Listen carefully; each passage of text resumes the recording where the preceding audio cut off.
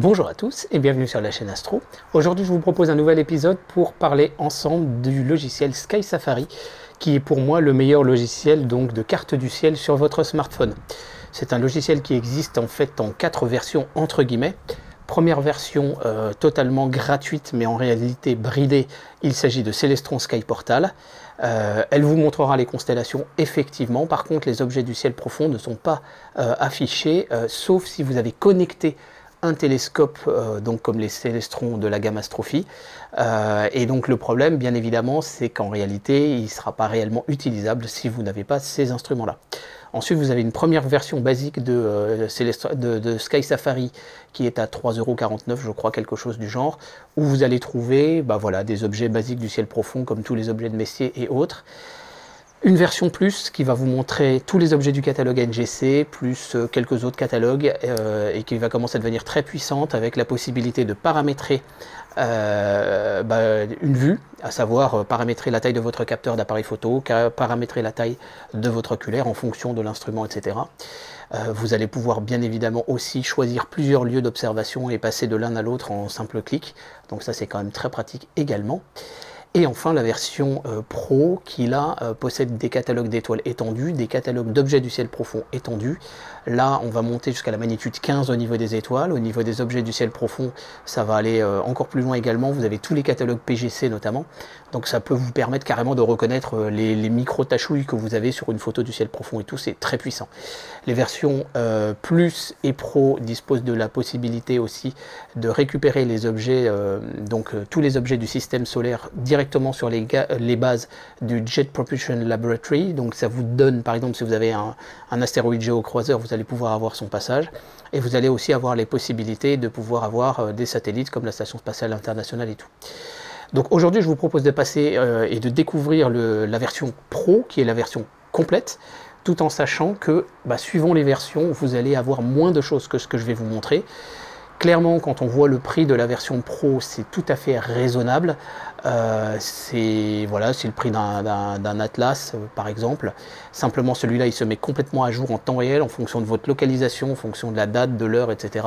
Vous pouvez revenir en 1600 quelque chose pour aller voir la configuration des lunes observées par Galilée et des choses comme ça. C'est absolument hyper puissant.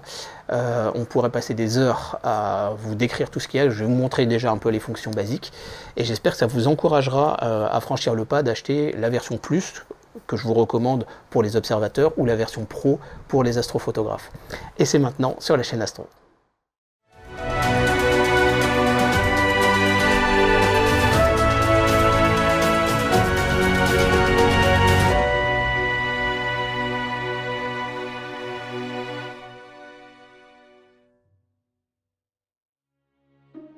Avant d'entrer dans le vif du sujet de notre épisode, j'aimerais vous proposer un tout petit rappel.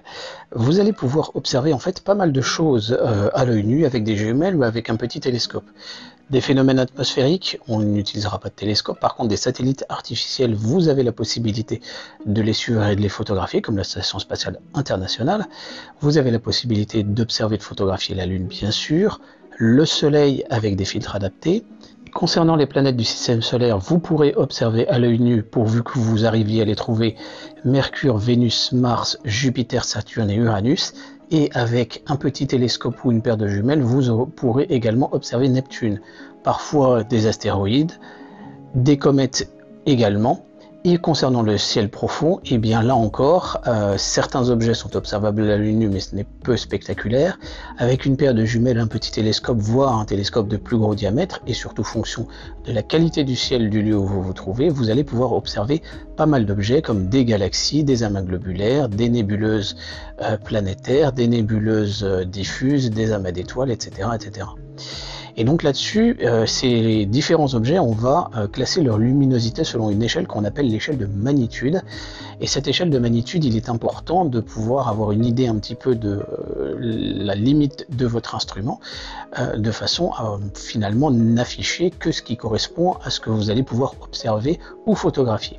Donc voici l'échelle de magnitude officielle, finalement, une échelle dite logarithme inverse. Un chiffre négatif correspond à quelque chose de très lumineux, un chiffre positif correspond à quelque chose de très peu lumineux. Le soleil, bien évidemment, est extrêmement lumineux, la lune également avec une magnitude à -13. Les planètes les plus brillantes, moins 4,4 pour Vénus, Jupiter à moins 2,5, etc. Les premières étoiles à magnitude moins 1,47, magnitude 0, etc. pour certaines étoiles que vous connaissez bien. Uranus est de magnitude 5,3 au mieux, et la limite de l'œil ce sera à peu près entre 5 et 6 selon votre âge. Plus vous êtes âgé, bien évidemment, plus voilà, moins vous pouvez voir finalement quelque chose de peu lumineux. Donc la limite à l'œil nu se situe ici, et ensuite avec un télescope amateur, et vous allez pouvoir malgré tout accéder à différents objets, la galaxie des chiens de chasse par exemple, la nébuleuse de la Lyre, etc. Et la limite se situera généralement entre 10, 12, 13, 14 selon l'instrument que vous allez utiliser. Donc voici la courbe justement de magnitude visuelle limite en fonction du diamètre de l'instrument. 6 mm de diamètre pour l'œil avec une magnitude 6. Une lunette de 50 mm de diamètre, vous atteindrez déjà la magnitude 10. Et attention, au fur et à mesure, le gain sera moindre. Par exemple, un télescope de 200 mm, vous aurez la magnitude de 13 et quelques, mais pas encore la magnitude 14. Et encore, ce sont des valeurs théoriques. Donc gardez cette notion à l'esprit. Avec le logiciel que nous allons utiliser, vous allez pouvoir régler la magnitude visuelle des étoiles et la magnitude visuelle des objets du ciel profond à afficher, bien évidemment pour ne pas aller au-delà des limites de votre instrument. Gardez également à l'esprit qu'en astrophotographie, on peut aller beaucoup plus loin que ces valeurs-là. Alors quand vous allez lancer Sky Safari, vous pourriez avoir à peu près ce genre de vue que vous pouvez avoir là devant moi. Donc à côté de moi, vous allez avoir un horizon virtuel qui sera dessiné. Quand vous allez basculer sur les constellations, vous allez avoir les formes mythologiques et tout ça. Voilà globalement un petit peu une première base de l'utilisation de ce logiciel. Alors, je vais vous montrer un petit peu quelques-unes des fonctions et moi comment je le paramètre. Ça vous aidera à vous donner un peu un ordre d'idée. Mais avant ça, bien sûr, on va basculer en plein écran. Ce sera quand même un petit peu plus facile et agréable pour vous. Donc il suffit de tourner bien évidemment votre smartphone et ça va fonctionner. Vous allez avoir plein de choses. Donc dans le menu rechercher, vous allez avoir toute une liste de plein d'objets. Et vous allez pouvoir rechercher par exemple un essaim de météorites, météoroïdes en réalité. Donc un essaim d'étoiles filantes, et bien si vous voulez avoir, en fonction de ceux qu'il y a actuellement, alors je ne sais plus trop lesquels il y a, mais par exemple si on prend celui-là, hop, vous faites centrer, ça va vous l'indiquer et ça va vous dessiner globalement la configuration du radian. Donc ça c'est quand même très très pratique. Vous allez avoir des objets du ciel profond, vous allez avoir voilà, pas mal de choses qui seront, voilà, plus les stars de cette nuit, donc les différents objets que vous pourriez observer cette nuit, ça c'est quand même pas mal comme guide. Si vous avez un télescope GoTo en connectant en Wi-Fi, donc votre smartphone, vous allez pouvoir y accéder directement. Quand vous allez sélectionner un objet, par exemple on va prendre ce grand truc pas très connu, et bien vous faites information sur l'objet et là vous allez avoir justement toute la fiche descriptive, par exemple Sagittarius Dwarf Elliptical Galaxy, donc la galaxie elliptique naine du Sagittaire. Elle est peu connue alors qu'elle est absolument énorme en fait, mais en réalité elle n'est pas si visible que ça. Voilà, vous allez avoir des infos et puis vous avez un deuxième onglet avec voilà, un petit texte descriptif de l'objet et vous pouvez vous centrer dessus à chaque fois. Alors dans les réglages, on va avoir pas mal de choses. La date et l'heure, vous allez pouvoir changer la date et l'heure voilà, en tapant les chiffres. Ça peut être très pratique. Au niveau du lieu, bah, vous allez pouvoir avoir la possibilité de chercher l'endroit présent, bien évidemment, avec les fonctionnalités GPS. Et vous pouvez avoir une liste avec une liste d'objets personnels que vous pouvez aller placer. Donc là, par exemple, centre géographique de la France, terminé, boum, on a basculé sur le centre géographique de la France et la configuration que l'on a à ce moment-là. Vous allez pouvoir choisir de travailler en coordonnées équatoriales ou horizontales, écliptiques, etc. Donc si je bascule en coordonnées équatoriales, vous voyez que l'horizon a disparu. Et là, je navigue vraiment dans la voûte céleste en mode virtuel. Ça peut être assez pratique également. Hop, on va repasser en horizontal. Donc précession, c'est la précession des équinoxes. Alors là, bon, vous allez vous baser sur ce qu'il y a. Alors mouvement propre, temps de lumière, il y a pas mal de choses en fait dans les options justement de ce logiciel. Je pense que temps de lumière, c'est peut-être justement de prendre en compte le temps de la lumière depuis une planète jusqu'à nous. C'est à voir. On avait une réflexion de savoir s'il n'y avait pas un bug ou pas. Vous pouvez choisir de passer sur une vue monochrome, sur une vue monochrome inverse. Enfin, vous allez pouvoir choisir pas mal d'options, vous voyez, selon vos préférences. Là aussi, ça peut être utile. Bon, ça c'est après ça une question de choix. Moi, personnellement, je travaille en mode couleur. Horizon et ciel. Alors là, vous allez pouvoir choisir justement de voir un horizon ou pas. Moi, je le prends transparent avec ligne, personnellement, et j'active les points coordinats. C'est vraiment ce que je trouve le plus agréable. Ça nous permet de voir aussi ce qui va se lever. Donc ça, c'est quand même très très pratique.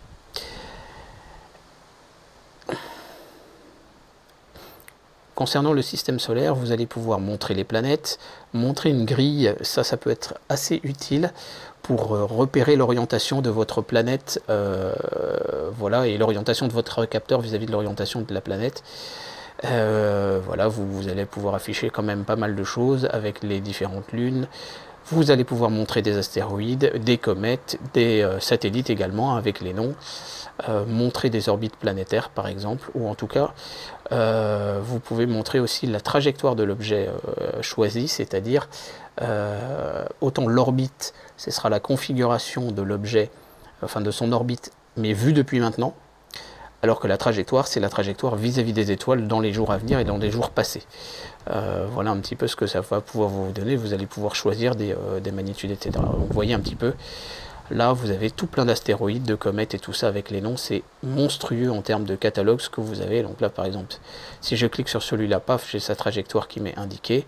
Et si je fais une info, bah voilà, on vous indique un astéroïde de magnitude 15 dans le Capricorne. Donc, vous voyez, la banque de données est absolument monstrueuse. Ce logiciel est absolument dingue en termes de données sur le système solaire. Alors, bien évidemment, je vous conseille de décocher donc la trajectoire, vous pouvez la garder, mais par contre décocher les astéroïdes, les comètes et leurs noms, parce que sinon vous n'allez pas vous en sortir en temps normal.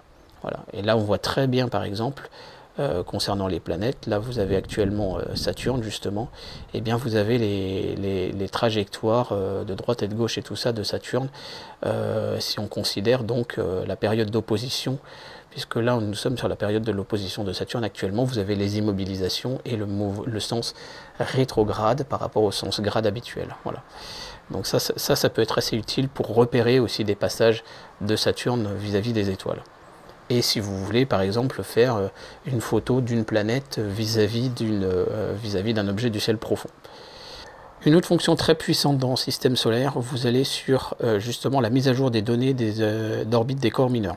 Il va mettre quelques secondes à aller récupérer les données de plus de 900 000 corps dans le système solaire. Vous allez pouvoir trouver les coordonnées par exemple de la comète de Halley qui est à l'autre bout du système solaire avec une magnitude 20 et quelques, tout comme un astéroïde géocroiseur qui va passer à 19 fois, voilà, il vous a indiqué le nombre de choses qu'il a téléchargé, c'est monstrueux, et vous allez pouvoir du coup avoir les informations vraiment très à jour sur les comètes et sur les astéroïdes. Quand une nouvelle comète est détectée, vous allez pouvoir la récupérer de cette façon-là, c'est quand même génial, simplement en un seul clic et d'attendre quelques secondes. Donc c'est une fonction très très puissante. Concernant les étoiles, vous avez des catalogues absolument monstrueux également. Vous allez pouvoir aller jusqu'à magnitude 13. Ça devient absolument énorme. Sachez, et je trouve que c'est très très pratique sur ce logiciel, qu'il va s'adapter. C'est-à-dire que là, dans cette configuration, on va mettre par exemple à peu près magnitude 6, ce qui correspond au maximum de l'œil nu. Mais quand on va zoomer, eh bien, il va nous rajouter des étoiles de magnitude nettement plus faible. Donc voilà, ça c'est quand même assez, je le trouve très très équilibré au niveau de la gestion justement de l'apparition en fonction des zooms. Pour ça, je trouve que ce logiciel est très bien fait. Concernant le ciel profond, vous allez pouvoir montrer des objets, choisir éventuellement montrer les plus connus, choisir une magnitude limite. Là, vous allez voir que quand vous allez pousser, vous allez commencer à avoir du monde. Et après, alors il y a des objets dont il ne connaît pas forcément la magnitude, mais quand vous voyez le max, vous voyez que c'est absolument colossal. Donc ça va être très très pratique, parce que si vous allez, on va prendre un exemple.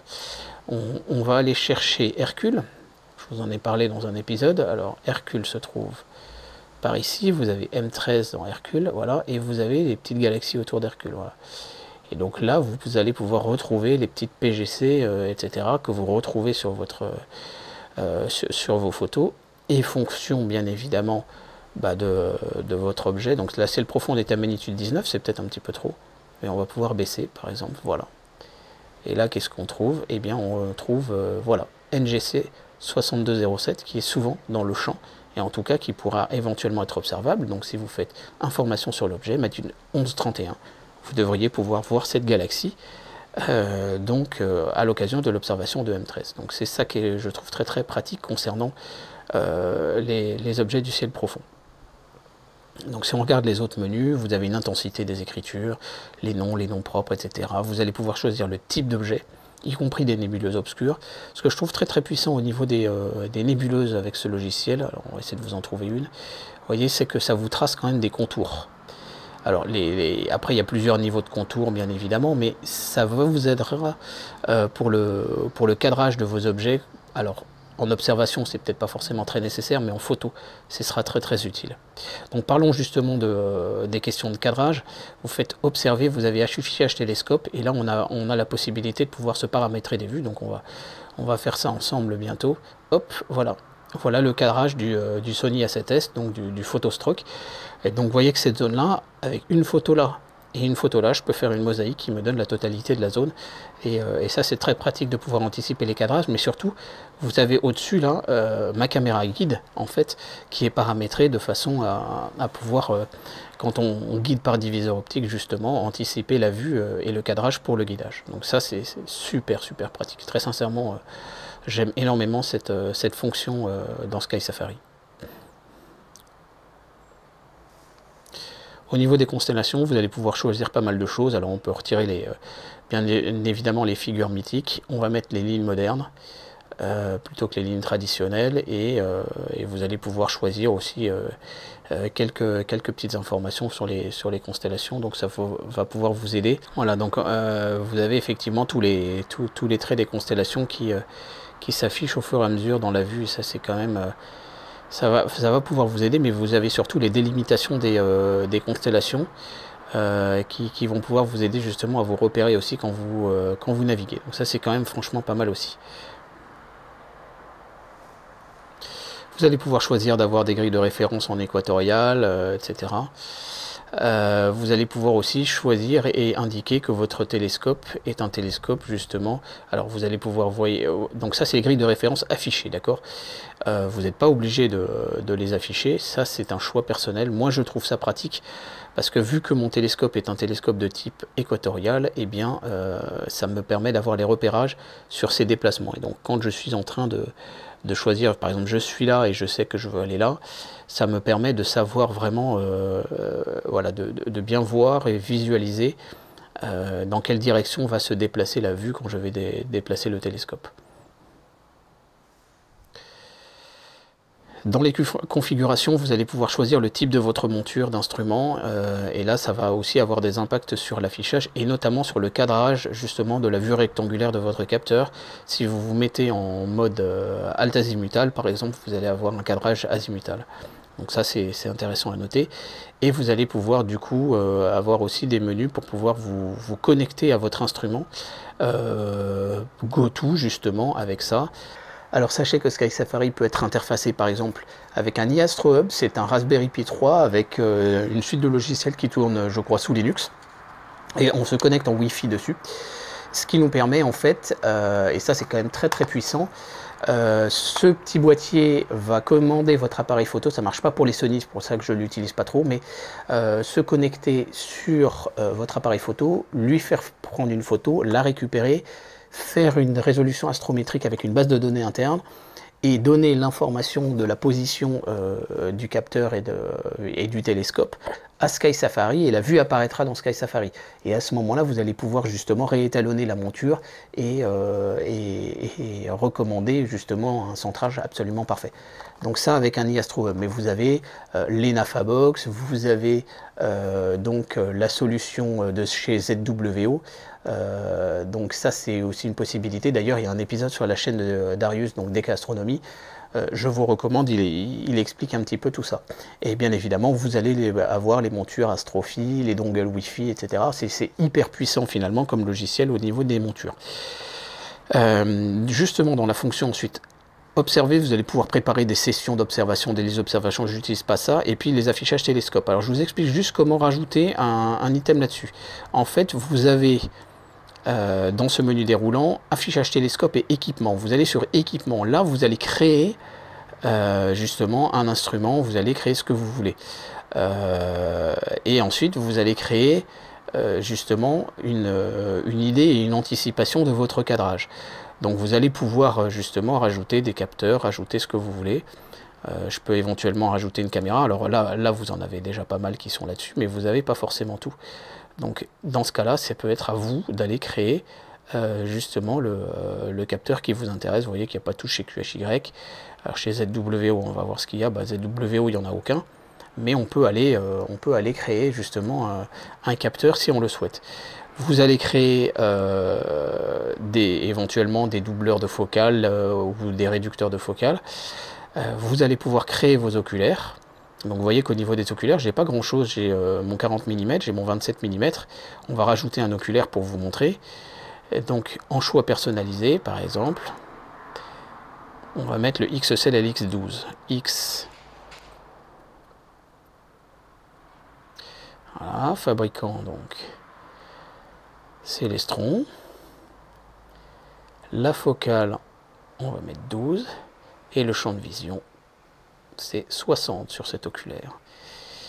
Là-dessus, on fait ajouter à mon équipement. Voilà. Et maintenant, on va aller paramétrer notre vue. Alors pour ça,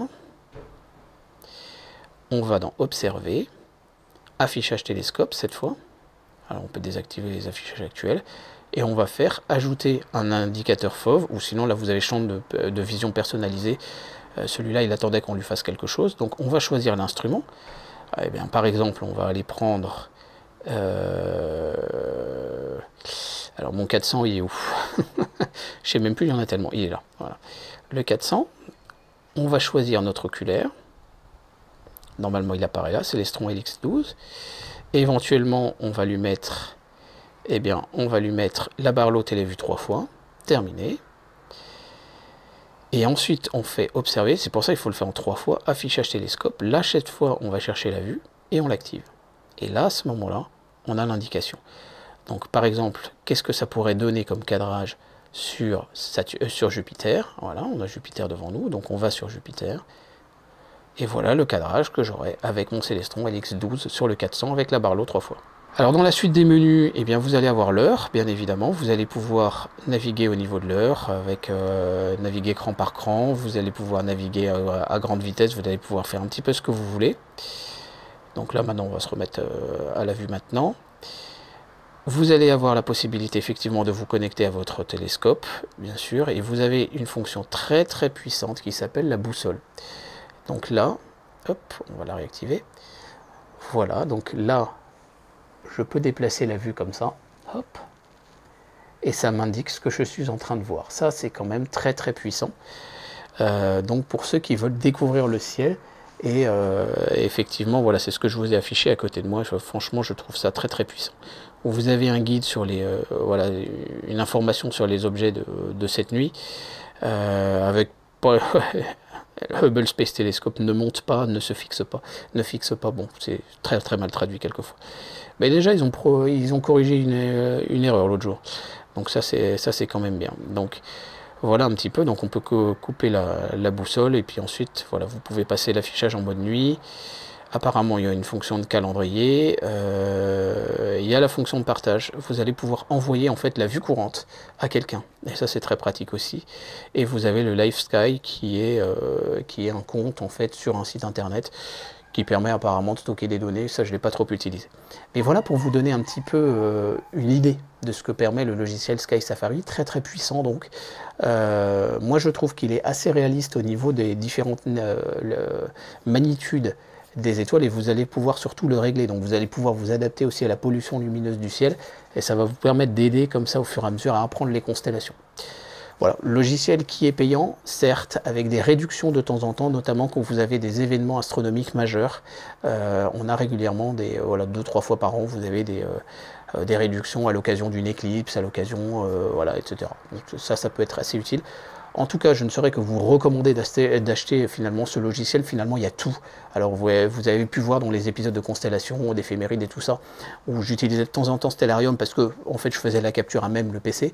Mais j'avoue que sur le terrain, j'utilise énormément Sky Safari parce qu'il y a tout dedans. Il est très pratique. Alors, au niveau des recherches, il y a un truc qu'il faut que je vous montre. Quand vous faites rechercher, par exemple, on va faire 13. Non, allez, hop, 13. Et qu'est-ce qu'il va nous proposer? Il va nous proposer l'astéroïde de référence numéro 13, la comète 13P, des étoiles qui ont 13 dans leur référence.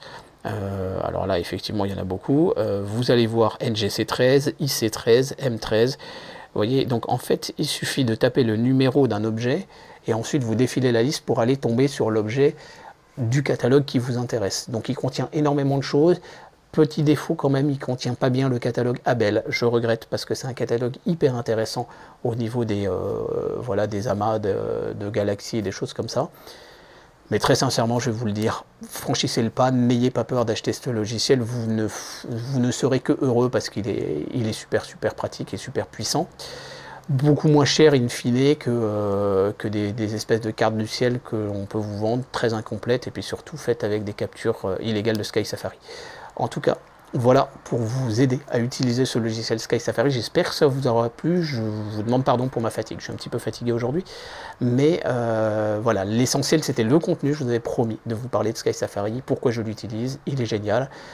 Sachez que la fonction justement d'avoir différents lieux, elle est très pratique parce que moi j'utilise une table équatoriale sur le 400 et donc j'ai besoin de passer des coordonnées du site dans lequel je suis à un site virtuel relatif à la table équatoriale et ça peut être programmé et en fait on y va en 3 clics, on bascule de l'un à l'autre, c'est très pratique.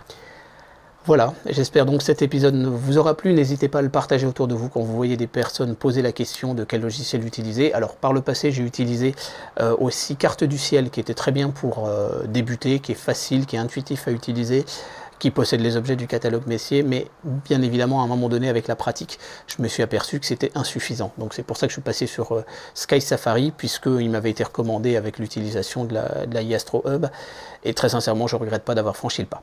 Allez, je vous dis à très bientôt sur la chaîne Astro. Merci, au revoir.